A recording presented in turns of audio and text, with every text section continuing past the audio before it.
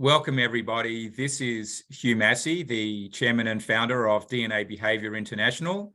And today I'm delighted to have with me Jill Crawford, who is a wealth advisor at Merit Financial Advisors and lives here in Atlanta, where I do. And so welcome, Jill, to our next identity conversation. Thank you, Hugh. It's really a privilege to be here with you.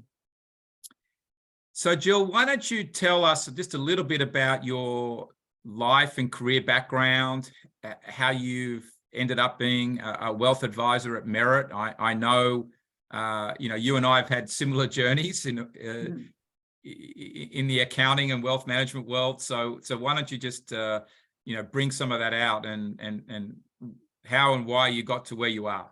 Sure.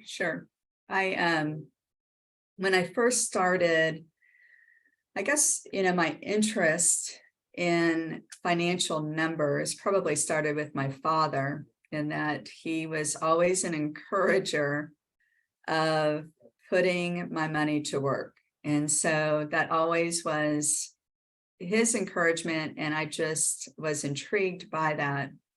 And so as I ventured into college, accounting became at the forefront of that. And I often tell people, either you love accounting or you hate it. Yeah. I loved it because everything seemed to have its place, the orderly nature of that. And so that's the accounting degree I pursued, became a CPA. And, started on the corporate side, did go into audit from, with companies. It seemed like a natural progression, but it was interesting after my time in public accounting. I really was missing parts of what I might have had in more of the corporate one company experience. And so relationships then moved to the forefront for me. And so I took a little break from public accounting and really explored my career purpose, my career path, and determined that I wanted to get into money management. So kind of full circle, kind of taking my personal interest into my career purpose. And so I went to work with a financial counsel company for individuals, families. And that was 20 years ago, coming up in April. And so it's been a 20-year development into, a couple of different companies, mainly one building off of another. And so currently what I do today, I really feel like I'm in a sweet spot of serving women, serving widows, serving multi-generational families of, 3 generations of families. And so that's really a continuing interest for me. I think that's been the most rewarding part of what I do. So Jill, it's interesting because you and I have had as I said before, had very similar backgrounds. And when you were in the public accounting world, and you happened to be at Arthur Andersen, where I was, and you mentioned the word relationships. You wanted to build more relationships, I think, with people. So what happened at Arthur Andersen, or in the, what sort of teed off in your mind that made you want to switch? Because I know that your dad was obviously an influence in terms of numbers, maybe investing, the snowballing impact of investing. But what was it in accounting life that you sort of said, I think I'm going to jump out of it? It's a great question. And I have clients who are in, that world, and it, as it follows a month end close, a quarter close, an annual close. And it seems so much more about the numbers. And I didn't it impacted relationships. I just didn't experience that because it was so much more into the numbers and the cycle of reporting on the numbers that there was just something missing there. And it was interesting when I left Arthur Andersen, I went back to what I knew. So I went back to corporate for a small stint. I mean, it was 12 months and it just was not right. And so that's when I took that period of time off and I said, what is missing? And I wanted to be more into one-on-one relationships, family relationships, and still in the numbers. It's just in a different capacity and maybe in some ways on a smaller scale. Yeah. In the sense that it's, one unit's, financial numbers versus, company-wide multiple users of that information. So it seemed to take it to a smaller scale that was more comfortable and more rewarding for me. Yeah, because just doing audits and ticking the box or doing tax returns, Good. or even just researching taxes, it can be, bit cold, analytical, just processes. Yeah, good point. And yeah, and I think in what I can see in your DNA style, the relationship side of you as a reflective thinker, DNA style is as strong as the numbers side. Mm-hmm. So what is it about the relationship side that lights your fire?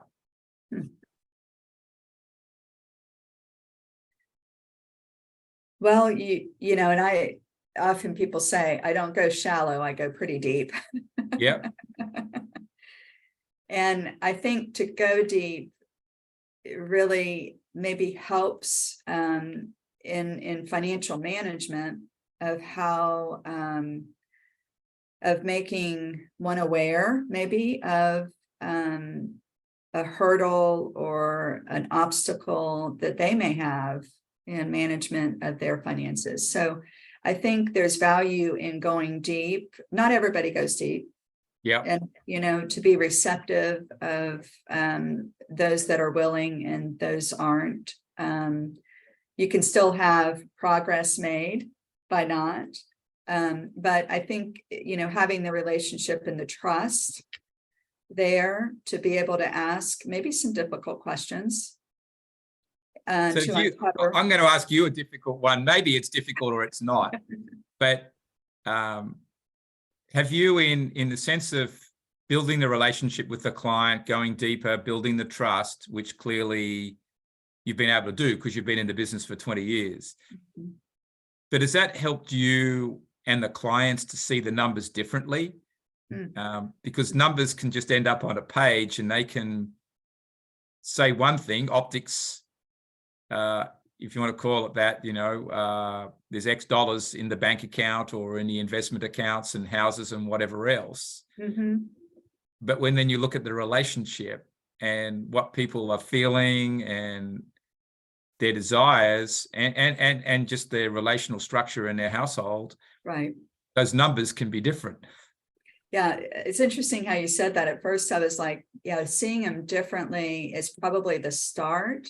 But I think what actually is more different is how they choose with it. Then what's the choice they make as a result of seeing it differently? And that's those hurdles or obstacles that, are overcome by even they're surprised by, maybe I'll choose to do that differently than I would have, maybe a week ago even. Yeah, I just think questions are very, hopefully thought-provoking in a way to create some awareness, because we can all be mired in the details sometimes. So, to have, a pointed question to uncover that, I think is of value for them to see it differently and therefore act differently, if need be. Not that everybody act differently, right? Yeah, I think it, is what I'm sensing is it's about getting people to, as you say, to think about the numbers differently, to think about themselves, and in some ways a very a very results-driven person, very extremely just logical, fast-paced, by the quarter person that you talked about into the percentages, would just be looking at, okay, how are these numbers accumulating? They're looking at it from a rational perspective. What's the return? Right, how quickly are we going to get somewhere? Whereas I'm sensing that you being more relational, okay, that those types of things from an academic point of view, but maybe that doesn't always work for every human out there. Right. There is value in that. I often, and I do this in my own life, actually, in the sense of, I need to understand what I value. A client needs to, to understand what they value, and what a nice marriage or relationship when those two things can come together. What I value is what I'm spending my money on. Yep. Yeah.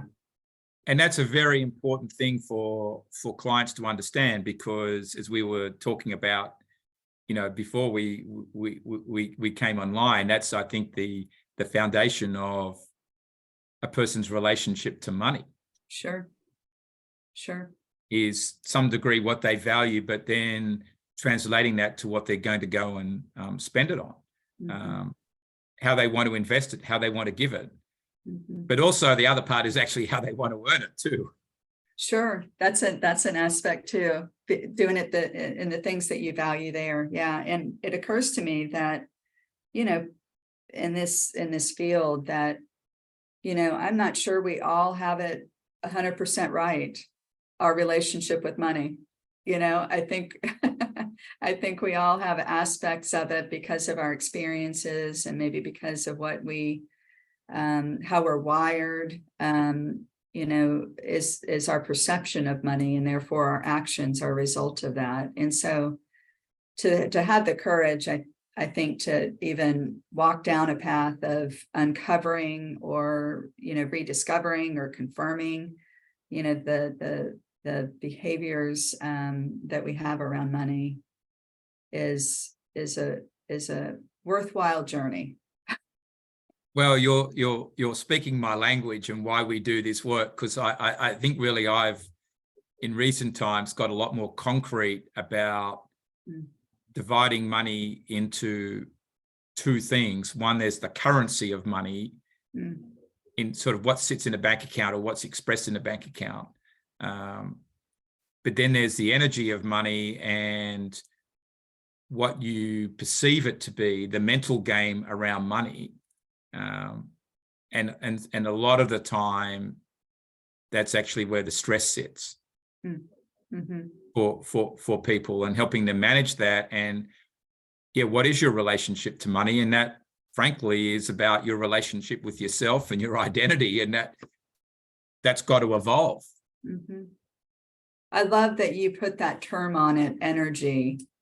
You put that component along with the currency part of it, because there's many aspects, and we all have that coming at us, right? We all have these options and choices and coming at us. So to have that awareness, understanding of those things, and place them, because I'm orderly, or maybe things have a bucket, I like to place them in certain buckets, right? Yeah, and I think that's, that's a good thing. There's a point where maybe sometimes it can become rigid. Sure.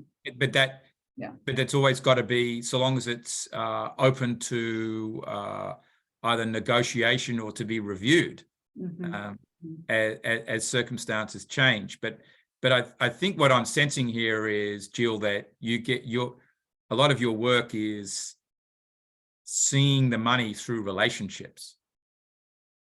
It is, and I think that I've often said this too. I really find,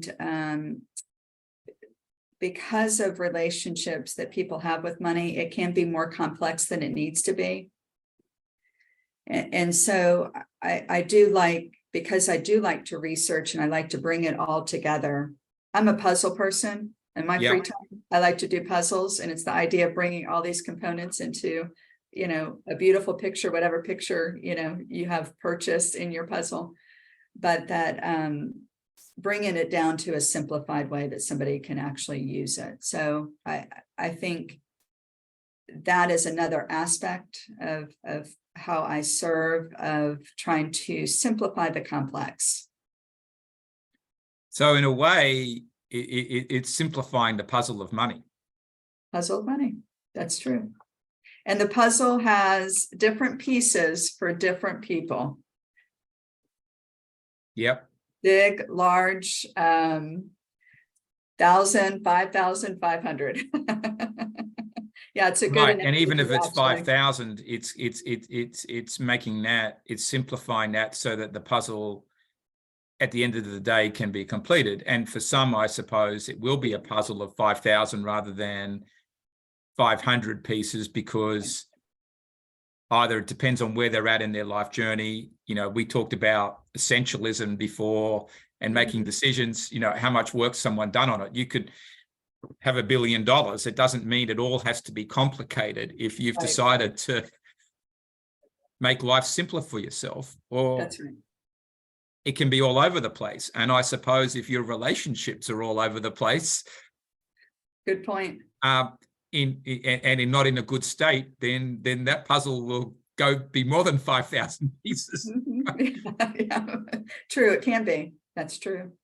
But in a way, that one of the interesting things is that money follows the relationships a lot, and the health of the money is very correlated to the health of the relationships. I don't know if you've heard this phrase before, but money, from my days at Ronald Blue and Company. Ron Blue stated all the time that money is a tool, a test, and a testimony.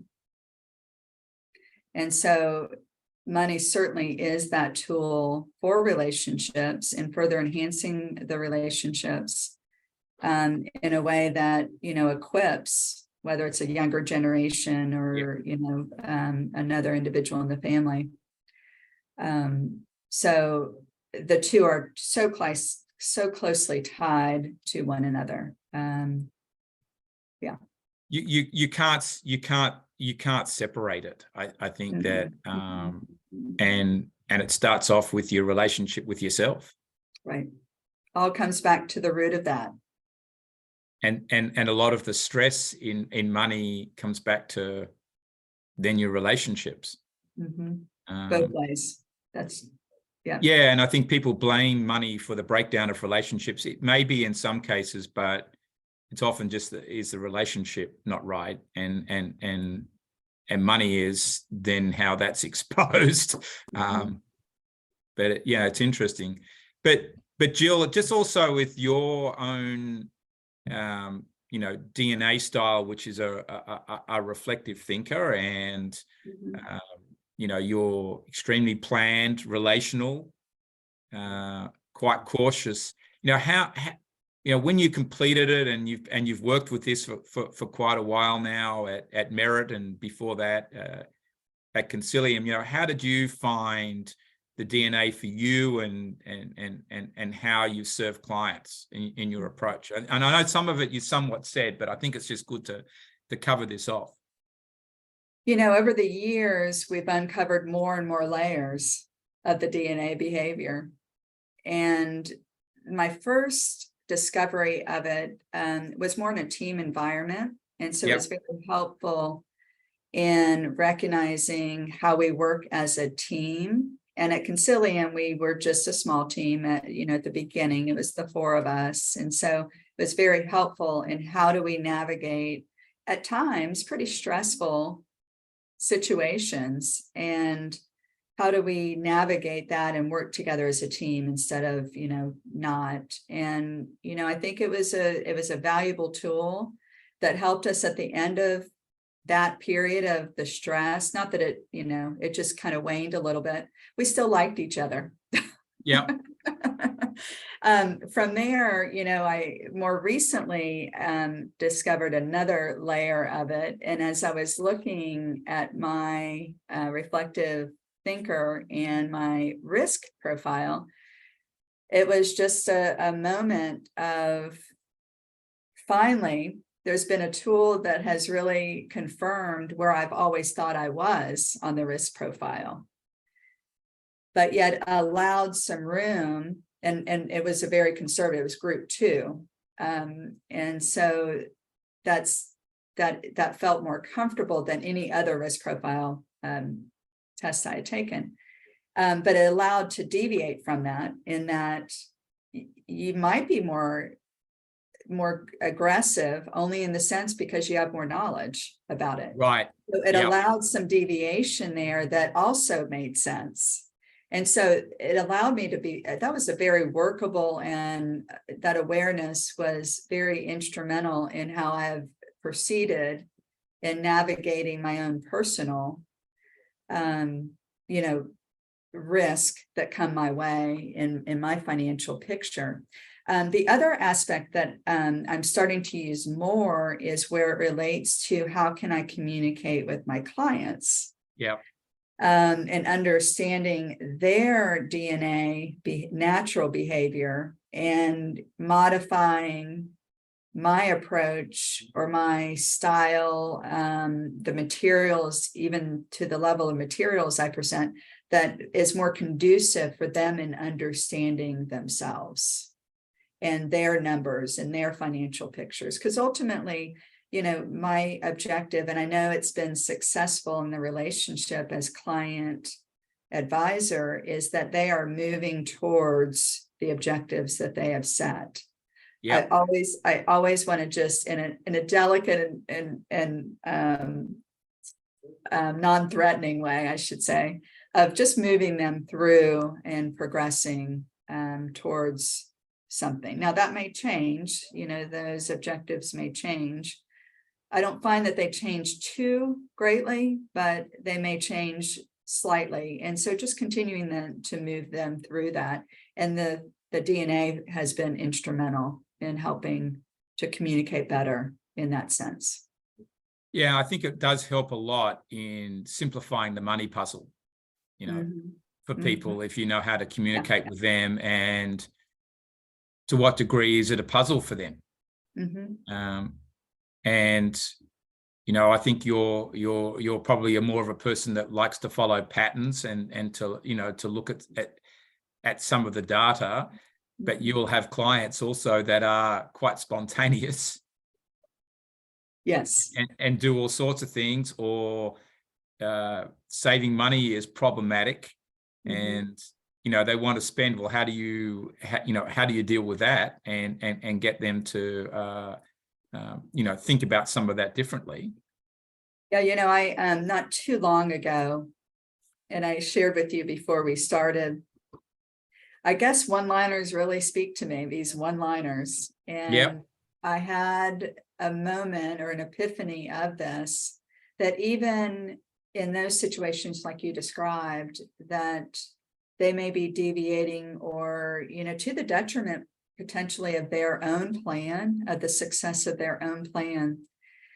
It's been an easier dialogue on that, in the sense that I just bring them back to what they've defined as their objectives. Yes. You can always come back to that core, that, what they've defined. And like I said, it might deviate a little bit, but it doesn't deviate too much. There are things that are important to people, and finances help to achieve that. And so I just always bring them back to that. And that's been a really simplified way for me to get that right back to the focus. And I think that's a good sort of simplified approach, whether the person is actually spontaneous and more of a spender, or they're actually quite planned and structured. Like you personally might be, because you have a goal and you want to live a content life and lifestyle equilibrium. But if you're hoarding your money, right, and not spending enough of it, and you've got you're going to die with, you know, multiples of what you need. Mm. Is that any good, as opposed to on the other side, you've got a certain lifestyle in mind, or you're living it, but you're actually not earning it. Right. Yeah. Yeah, you're right. It's on both sides. It just to come back to the foundation, the base, the core, the objectives. That's right. Because you can get so singularly focused. We're all guilty of it. But I think it's, you know, what's important here is, you know, sort of simplifying the money puzzle is bringing people back to, you know, with some structure back to their desire, or what they want to do, what's going to make them happy, you know, in their life, but also just understanding them as a person. That's right. That's right. And you have to start there. And maybe some of the complexities that they have in their life and relationship complexities. You know, people don't just do things. Right. There are environments, you know, there two people can have the same amount of money, live in the same street, be the same age, but there's a whole lot of world of different things going on that need to be unpacked. Right, because the experiences also play a part in that. And I heard recently where it's not as if that experience just stays there, back there. It pops up throughout life.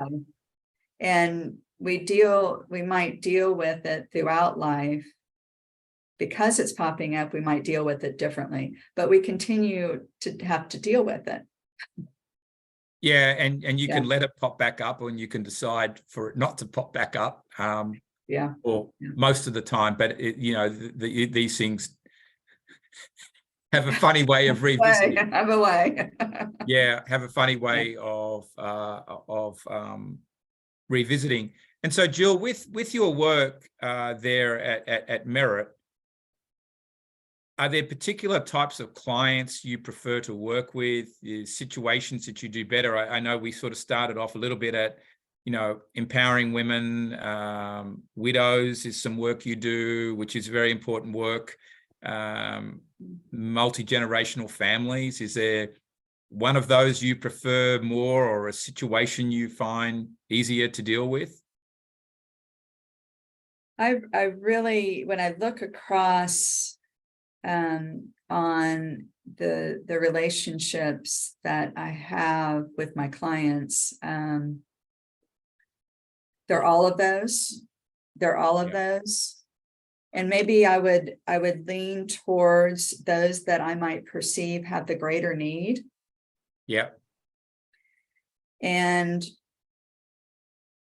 widows during a time do have a need, particularly if they were not the one that was doing this part of their life that they now find that they're having to do. And so I would say that's an area of focus, because I do hear from my clients and how that's been their greatest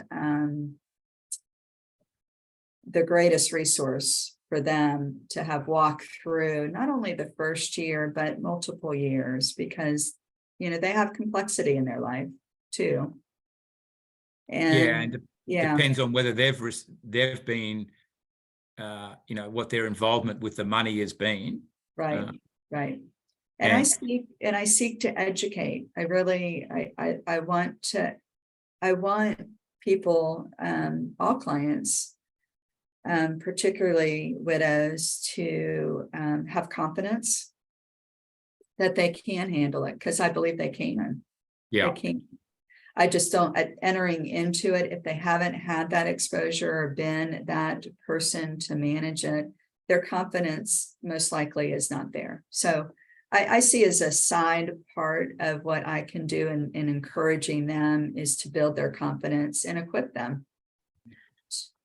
And in some ways, simplifying the money puzzle for them helps that. Will lift the confidence, as opposed to they think money is something that's some complicated thing and they're scared of money, then that's problematic. Yeah. And there's a phrase that I've heard, actually, you'll appreciate this, Hugh, a CPA that we work with. And in relation to just business entity, he just made the comment, keep it as simple as you can for as long as you can. Yeah. Yeah. And that's a real valued statement. And so I often say that too. There's no need to complicate this. We can keep this pretty simple. And I think that's a pretty good statement for a lot of people, you know, to remember. Yeah. And in a way that could almost, that could be a tagline or an opening gambit for a lot of clients. Yes. You know, my goal is to keep it as simple as possible for as long as possible. That resonates. Yeah. With people. And Jill, as we wrap up here, you know, I think the big theme, you know, around, you know, your identity is, you know, simplifying the money puzzle. Do you think adding widows to that does it justice, or is needed, or is it more we solve the simplifying the money puzzle, and then it's for, you know, widows and families? Yeah, good point. And that is a natural progression where you have multi-generational impact then, because widows, and I'm not going to exclude widowers in this either. Yeah. Okay. Yeah.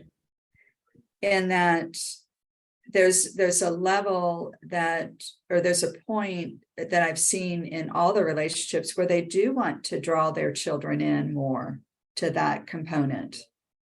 And some of that might be dependent on the age, but, you know, to then, you know, develop relationships with the next generation, because you could then further solidify the relationship they have with one another. Yeah. And encourage, you know, the handling of money in multiple generations can be, as a good start, the matriarch or patriarch kind of communicating, why did we as a couple do the things that we did in the area of giving, in the area of saving, in the area of spending, and have the opportunity really to communicate that to that next generation. And that, you know, that's an example for them then to communicate to the following generation, because that's all, whether it's, you know, the story of how their wealth was created. It's certainly, if that's not part of the story, it might just, you know, it's always part of the story, but it's also part of the story of how we utilize it.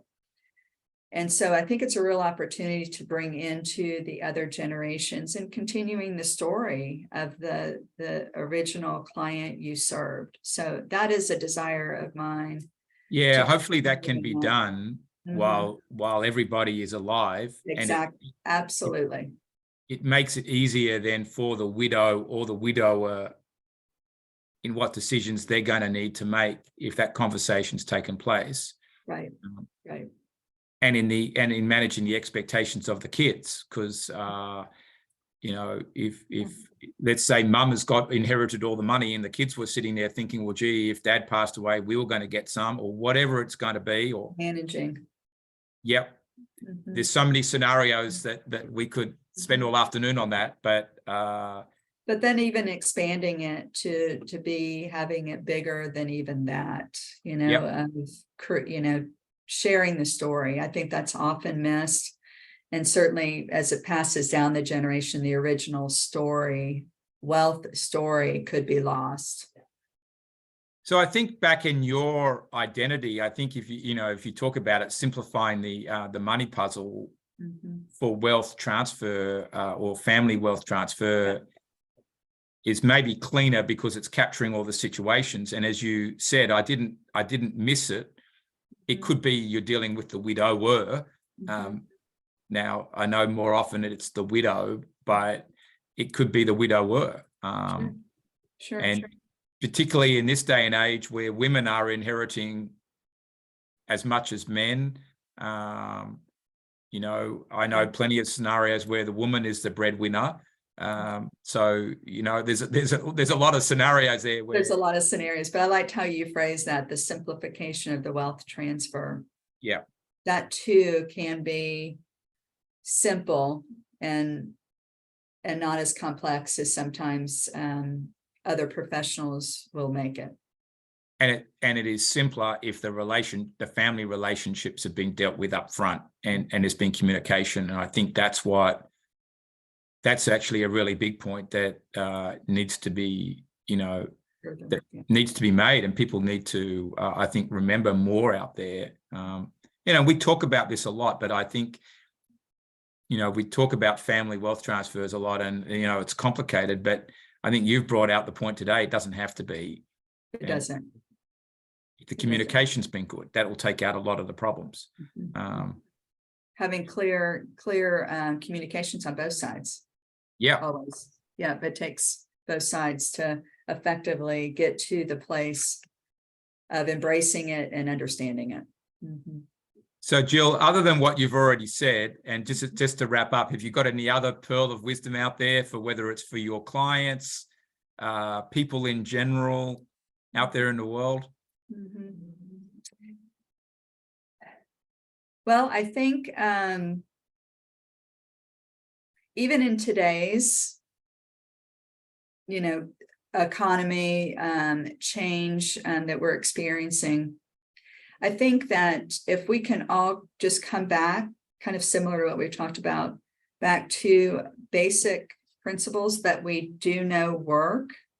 At times, you know, they may not seem to be working, but in history, and they just do. And so if we can just come back to some basic principles of, if it's been a thoughtful plan that's been developed, and you just continue to work that plan until some other information comes in that would indicate that you need to deviate. But I'm a believer that often the plan doesn't deviate too much from the core.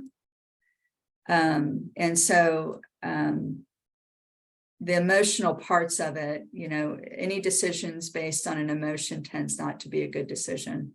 And so to really just weigh that into the plan that's already been prepared. And if you haven't had a plan, that's a great place to start, is in these times. And, you know, if you feel like they're uncertain times, to take the time to develop a plan and engage with the professional advisor to develop your own unique plan, so that, you know, in future times such as this, because this is no different than before. Yeah.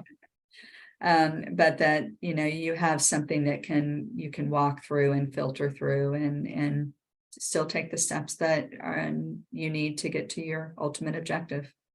And I think I agree, and there's a lot of wisdom in that. And I think that, you know, the point of having a document that you can filter through, and if it's built on the right philosophies, Right, then you can make decisions from that. Yes, some things will change on the journey, but they're probably temporary, and the world does have a habit of repeating itself, or it does. Life does. And I've heard that it may not repeat itself, but it does often rhyme. History does. Yeah. Yeah. It comes back. It might just show up a little bit different, but it comes back. And we get through it. Yep. Yeah. So Jill, it's been wonderful spending time with you today. And, thank you. You know, look forward to continuing the dialogues, and thank you for the great work you're doing. Thank you. Thank you for the great work that you're doing as well.